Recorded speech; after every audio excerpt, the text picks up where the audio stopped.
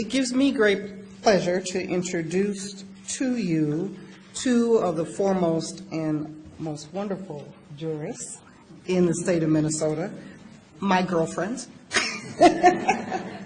Judge Tanya Bransford and Judge Wilhelmina Wright. I'm going to tell you a little bit about them. Judge Tanya Bransford is a district court judge in Hennepin County. She's been on the bench since 1994. Judge Bransford currently resides over civil and criminal cases and has previously presided over traffic as well as juvenile cases, including delinquency, child protection, truancy, adoptions, and adult certification motions. Judge Bransford also participates in the improvement of the criminal justice system through her work as co-chair for the State Racial Fairness in the Courts Committee and as co-chair of the Hennepin County Equal Justice Committee. Additionally, Judge Bransford is the chair of the Juvenile Detention Alternatives Initiative. Next, I'll introduce to you Judge Wilhelmina Wright. She's with the Minnesota Court of Appeals. She's been on that court since 2002. Previously, Judge Wright served as a trial judge in the Ramsey County District Court. She's also served as a member of the Minnesota Judicial Council, the Minnesota Courts Public Trust and Confidence Work Group, and the Minnesota State Bar Association Task Force on the ABA Model Rules of Professional Conduct.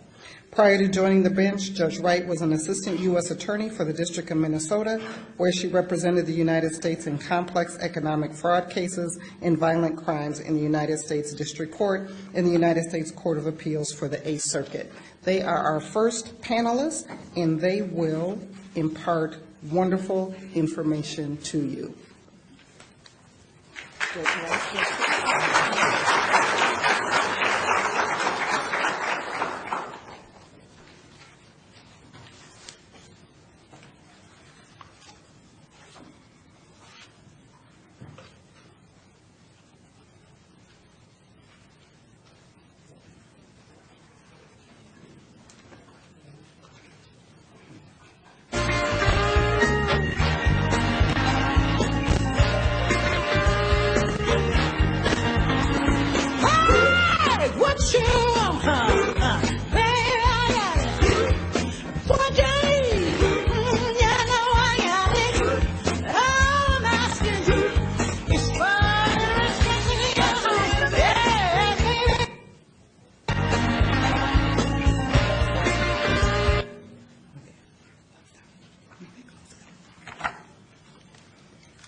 Respect.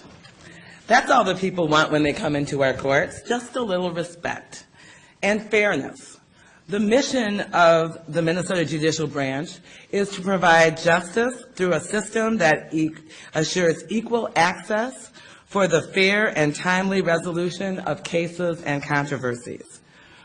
Judge Wright and myself are going to spend the next few minutes this morning sharing with you the court's efforts to provide justice and respect towards all persons through our race data collection and our plans to use this data to analyze and reduce racial and ethnic disparities. Now, first, I'm going to just briefly overview what the court's role has been in race data collection. And as I look around the room, I see some familiar faces, some I don't know, so I'll be very brief on the history. As most of you know, the Minnesota Supreme Court Race Bias Task Force report was issued in 1993. But the task force actually began in '89, one of the first states in the union to conduct a full assessment of the justice system to evaluate whether and to what extent race bias exists within the judicial system. This included not only the areas of criminal law that we tend to focus on, but also juvenile, family, and civil court systems. The study was extremely comprehensive, included public hearings, surveys, focus groups, and analysis of the limited race data that was available at the time. Not surprisingly, the study, which was rather comprehensive, did find that race bias exists within our court system. There was disproportionate numbers of people of color throughout the criminal justice system and in the prison population.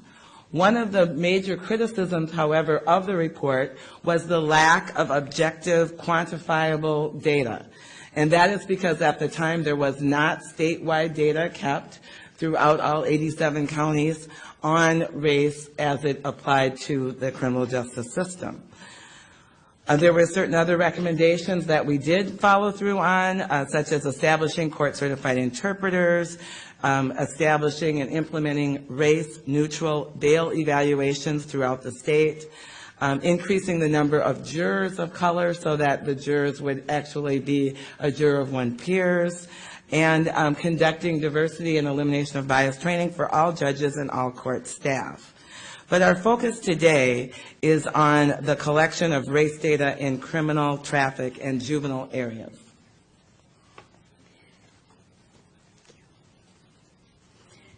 Thank you for the invitation to be here and to address you today. Picking up where Judge Bransford just left off, the Supreme Court mandated race data collection and did so in 2002. As a result of that, we bolstered our resources in the judicial branch in terms of researchers and individuals who can collect data for us. The biggest piece of work that we've done to try to collect that data and then to implement the recommendations of the task force and then also to understand that is this form, which is on the screen here, which is the race census form. This form, which is very straightforward, seeks the information from the defendant or the party before the court on their race. It is not mandated that the party provide the information, but it is strongly encouraged. Now, I'm from Virginia, Norfolk, Virginia, and I grew up in Virginia back in the 70s, 80s. And in Virginia, when somebody asks you about your race, and particularly when an official body, a government entity asks you about your race, you become suspicious. You wonder what they want to use that for. And so one of the hurdles that the judicial branch had to overcome was the fact that that was not isolated to Norfolk, Virginia. People throughout this country are questioning, why do you want this? What's it going to be used for? How can I trust that this will be used in a fair manner and that this isn't designed for some nefarious reason? Particularly people coming into our courts have a level of distrust because of the kinds of disparities that the task force was able to understand and bring forward to the general population.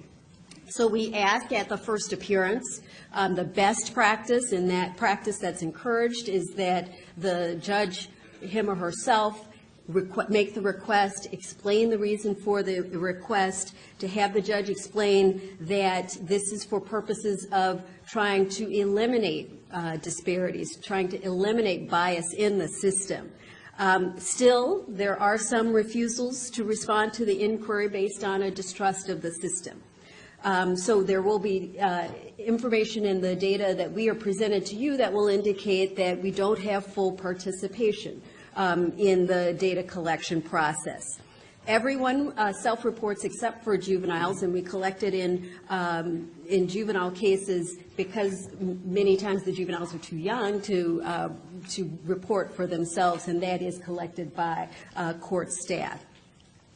So one of the hurdles that we have had to address is at the same time that we mandated data collection in 2002, we began the next year to change from one method of amassing and tracking the data in our criminal justice system to another. And so there was a change to MNCIS, and tell me what MNCIS means, Minnesota Court Information System, which tracks all of the data and on all of the cases. And that change occurred during the course of 5 years, from 2003 to 2008. So immediately, almost after the 2002 mandate, we have a transition through the 87 counties. By 2008, however, everyone was on the same system, and the collection of data was occurring, but there was a delay in the synthesis and analysis of that data.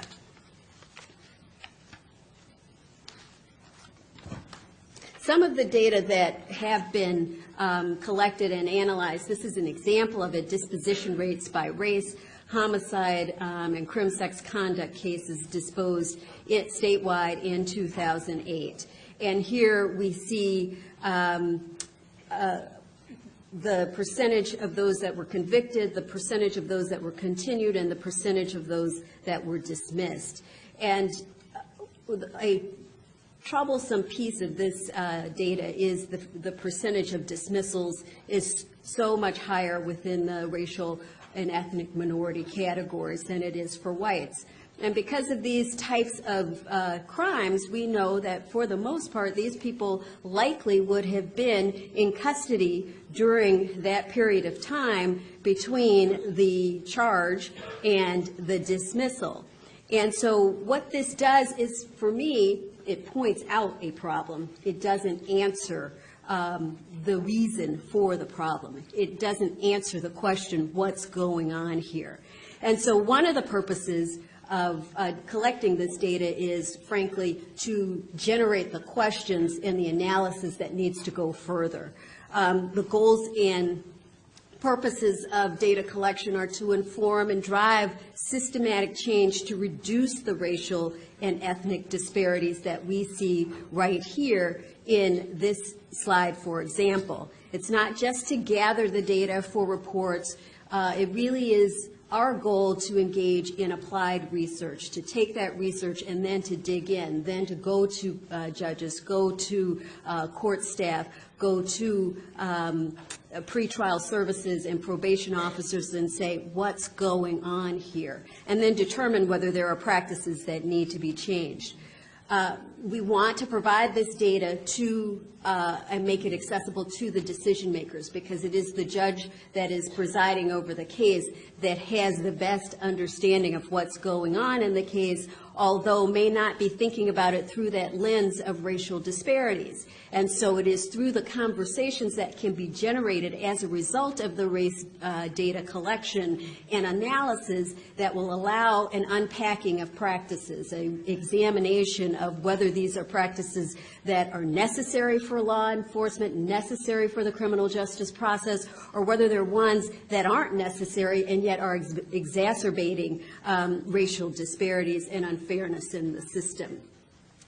We are seeking to use these data to evaluate policies and practice. It's useful for fruitful discussions among judges at bench meetings and with our district equal justice committees, which are comprised of our justice partners who are in the community, police officers, again, sheriff's departments, members of the community that are bringing people into our system and perhaps implementing policies that affect the individuals that are coming through our system of justice and affecting the racial disparities.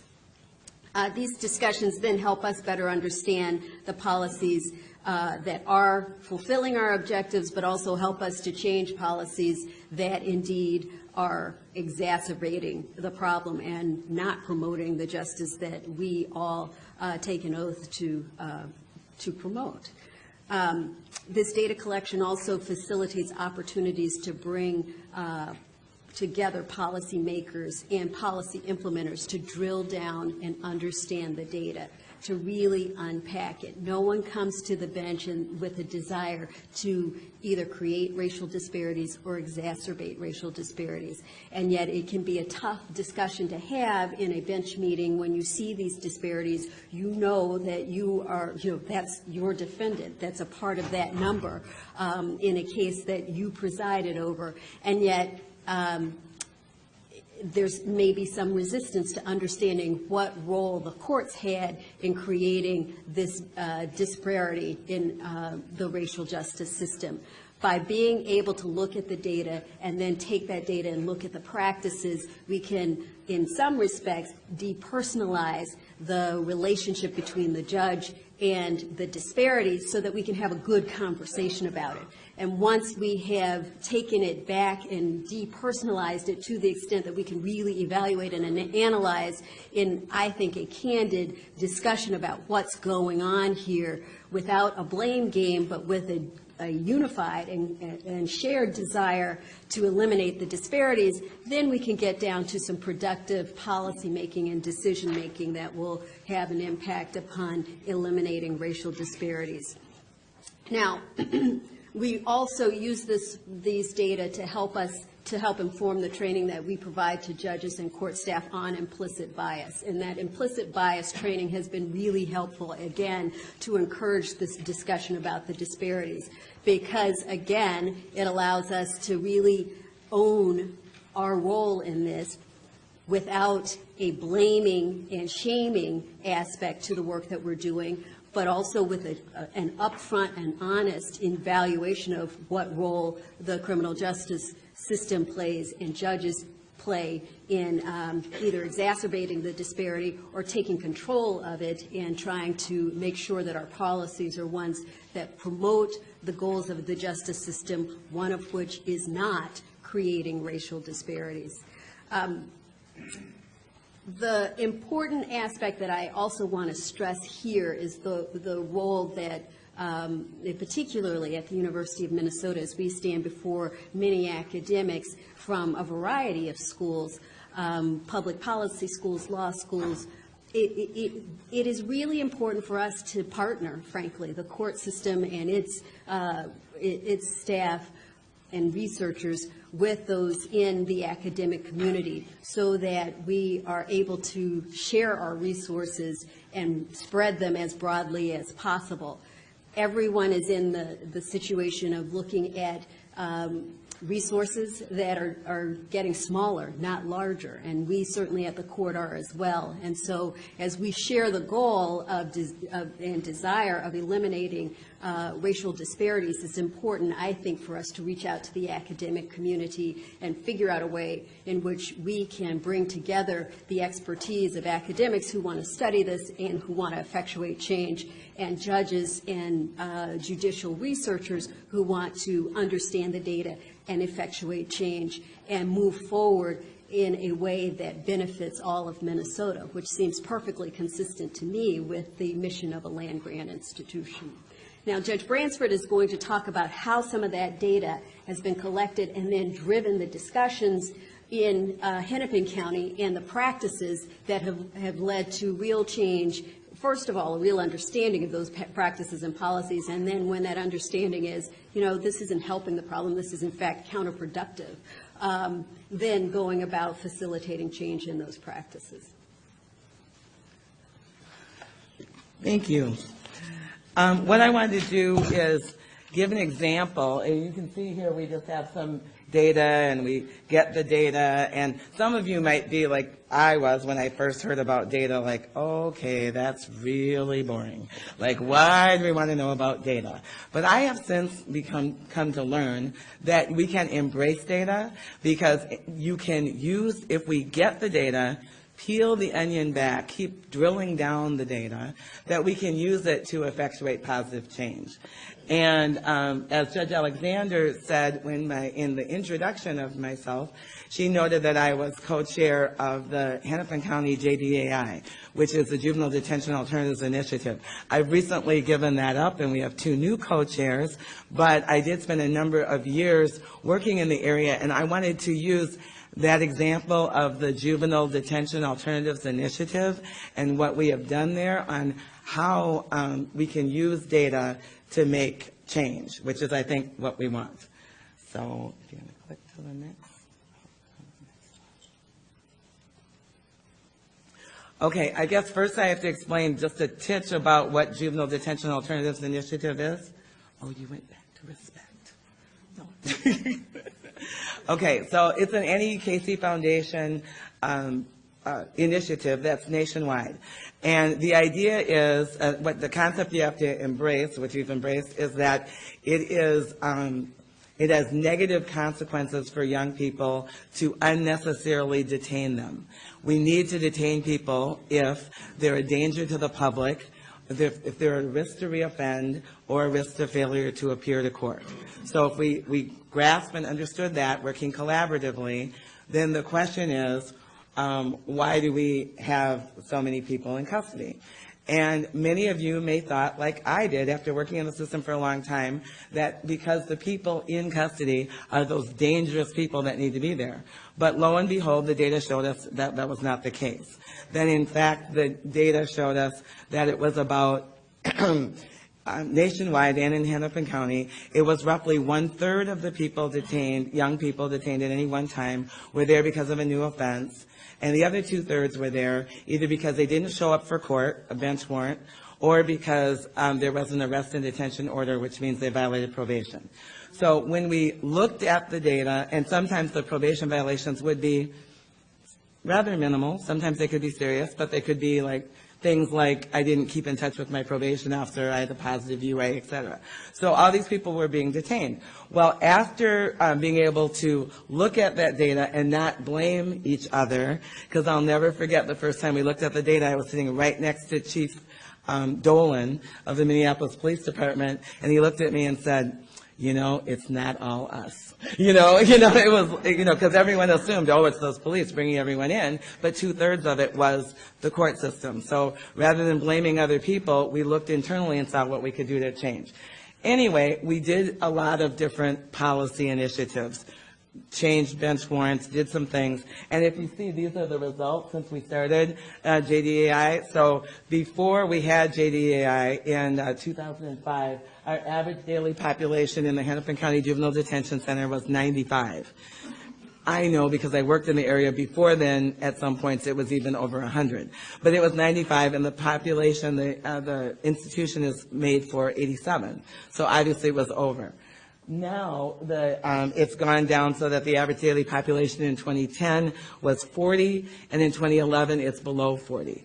It's in the 30s.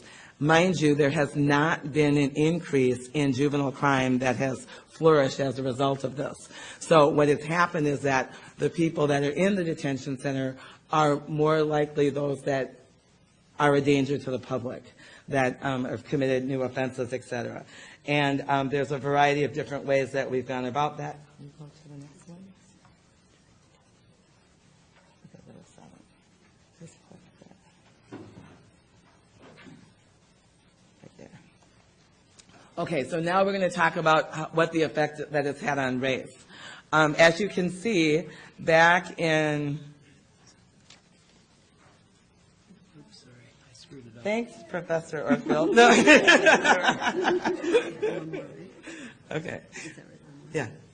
Okay. So then one of the things that we have to do is we're collecting the data by race. So as you can see, if you look at the blue bars, that was that was the admissions, those coming into the detention center. This is just Hennepin County, by race. So 2005, Black or African American, we had almost 3,000 young people that came into the detention center, and that were African American. We had 269 that were American Indian, 704 that were white, et cetera. You can see the numbers. Now, obviously, you can tell that this doesn't reflect the population. We don't have the majority of young people in Hennepin County are not African American.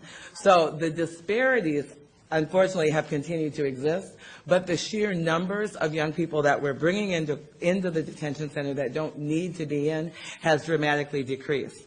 So if you look at the admissions by race, by 2010, the number of African Americans has decreased as far as admissions from almost 3,000 to 16.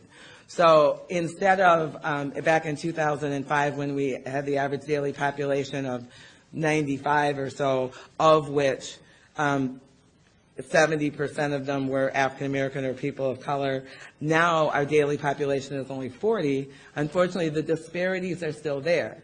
I mean, we still have 85, 90% people of color are still in the detention center. But we are specifically working collaboratively to try to address those issues that, well, they're much more complex. So one of the ways that we did that was say, okay, let's look at a law that you might all be familiar with, which is domestic violence. And if most of you think about domestic violence, you would think of domestic violence as far as partner like usually, not always, but a male partner dominant against a woman in either marriage relationship or not. And so the law had been and has been that the police will arrest and detain and bring into custody the person who's alleged to be the abuser. Well, when this law is applied to a juvenile context, it means that more frequently we found out that in the vast majority of juvenile domestics are siblings versus siblings, or siblings versus parents, or sometimes parents versus siblings. But in the juvenile context, the whole concept of did they need to be locked up and detained really wasn't there. The justification wasn't there. Clearly, there needed to be a cooling off period. There needed to be a cooling off period. But what we found through the data is that when we brought them to court, they were detained. They come into court, 95% of the people that after they were locked up, they would go to shelter. So we said, let's look at how some other jurisdictions have done this and develop an alternative to detention so that they could go to a shelter. And basically what this graph shows is that since this has been implemented in 2009, there has been a number, first of all, we've dramatically decreased the number of people that have come, young people that have come to the detention center. There's been hundreds of African American, Native American, and other kids of color that are no longer being detained, but instead merely go to the detention center to fill out an objective assessment. They don't get admitted, and if they don't have prior offenses, they go immediately to shelter. Of the hundreds that have gone to shelter, it's my understanding that there has been no new offenses. The shelter brings them back to court, and in addition, it starts working on the family issues, et cetera. So that's been very helpful. So that, I just wanted to give that as examples of how we can use race data to try to drive policy if you work collaboratively with the partners that need to be there, which of course include the community. Now, our current committee, statewide committee that's looking at this, has been redefined, and it's now called the Committee on Equality and Justice, and I see some of our committee members there. Our purpose of the committee is to advance the Minnesota Judicial Branch's efforts to eliminate from court operations bias that is based upon not only race and not only gender, because we had two committees that were focused on race and ethnicity and gender, but additionally we're also looking at age, disability, socioeconomic status, religion, sexual orientation, and any other status protected by law. We have several subcommittees, including education and training, data collection and analysis, again, not just collecting for collection's sake. And then also we have status committees such as gender fairness, racial fairness, sexual orientation and gender identity, and eliminations of barriers to access. Shirley Chisholm is a shero of mine, and I like to follow some of the suggestions or tactics that she had, which was saying, you know, the only way you effectuate change is not by being on the outside kind of complaining. And so I've chosen to try to work on this change by being on the inside to be able to assess the strengths and weaknesses and then move in. But I've also discovered that we have to work collaboratively with community, because community can demand that the resources are there, that the pressure's on, that we will actually use this data in order to make positive change. Our Committee on Equality and Justice, excuse me, and the courts, we hope to continue to partner with you all, with the community, with community organizations such as the Council on Crime and Justice and the Institute on Race and Poverty, and with those academics, institutions such as the University of Minnesota, so that together we can reduce and hopefully even eliminate racial disparities within our justice system and truly treat everyone with respect. We have some time for questions, I believe, if that's okay, or comments. I think we started a little late, but we had 30 minutes, so I don't know how you want to do it. Are there any questions or comments? We have one question over here. Is this new data available on the court's website, and is there a plan to publish data by the judicial districts? Oh, I might have to call on our data person for that. Do you know, Sarah? It's not on the public website, but we do have results by judicial district, yes. We only have data currently analyzed through 2008. Could everyone hear the answer? It's not on the website. We have data collected and analyzed right now by Judicial District and through 2008.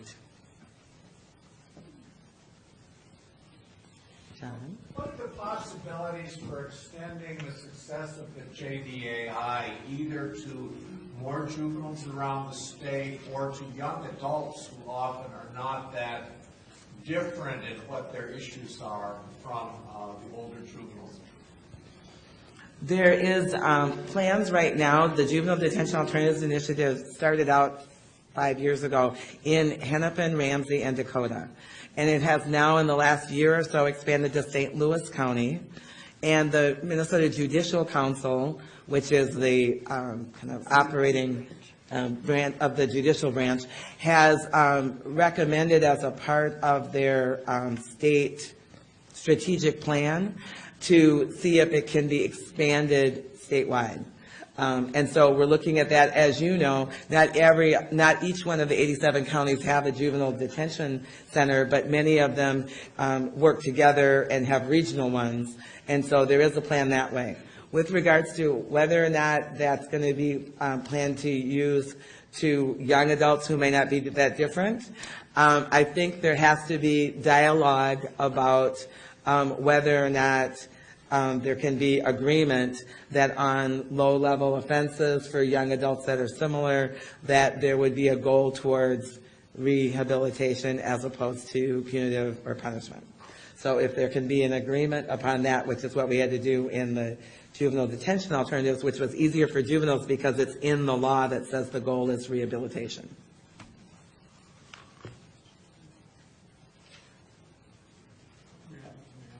Questions up here.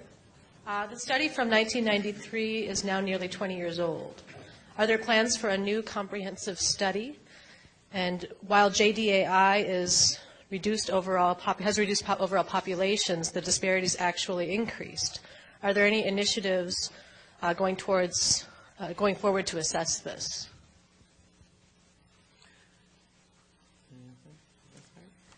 Well, currently we do not have a branch-wide plan to conduct another racial bias analysis and task force report.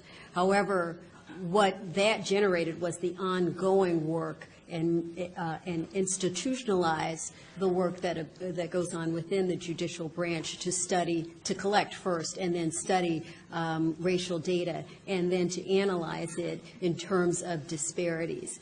It is the goal to infuse that and make that a part of the institution overall, as opposed to having a single report. I agree, however, with I think the premise of the question that what was very beneficial about the report was it really brought together and created a concerted effort of judges and community members and academics focused on racial fairness. And while the branch is committed to racial fairness, I think that it is beneficial to continue to take efforts like that one and try to institutionalize them and update the work. So it isn't as if we've abandoned it. It is institutionalized, but I think when we start institutionalizing, then there are also competing, there's competition for those scarce research resources. And that's another reason why, in my view, it's important for us to bring the community's views to bear, pressure to bear, and resources to bear on this issue. And the kind of partnership that I foresee with public policy scholars and legal scholars and statisticians to assist us and allow us to bolster the kind of collection and analysis is what would be really beneficial, I think, for the entire state and certainly the judicial branch. With regards to the second question about the fact that disparities really did increase under JDAI, but although that the actual numbers of young people, yes, there are efforts being made. There's elimination of racial bias, elimination of racial disparities committees on each one of the sites that have Juvenile Detention Alternatives Initiative. And one of the things that I know we're doing, at least in Hennepin County, is looking at each one of the decision-making points, going back to the police practices. And in fact, we're working with law enforcement agencies, both suburban and in the city, to look at their practices by offense. So for instance, if there's an offense like selling drugs, why is it that if you sell drugs but you're white, you don't get brought to the detention center, but if you sell drugs and you're a person of color, you get brought to the detention center? So that, by peeling back the data, we're going back to what are the police discretions, what are the, and can there be more objective criteria put in place so that it would be based upon the offense and not based upon the relationship, perhaps, between the officer and the young person. So those are some examples of things that we're working on, but it is very difficult work. Is the term race a scientific or a cultural descriptor? I believe we're using it in the cultural form. We're allowing people to self-identify their race and their ethnicity, and we chose those categories because that's what the census did. So we allow them to self-identify, and we don't ask, are you doing it, scientifically or by cultural? So we assume that people are doing it cultural. That's one up there.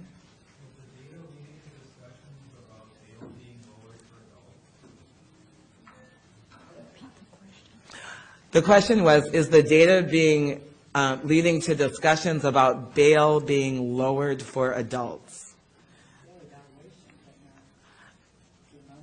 I think the answer to that would be no. I don't think so. But you're free to raise that. I think the issue that came up was to use bail evaluations in a way that are race neutral, because there was evaluations of some of the old bail scores that judges would use, and there were some things that some people would think, there were some criteria that people would say, oh, well, that would determine whether or not they're going to return to court and how high bail should be set. And in fact, they were not determinative, but they were racially biased. So we removed some of those criteria. So to that extent, I think it led to discussions of how bail can be used in a racially neutral way.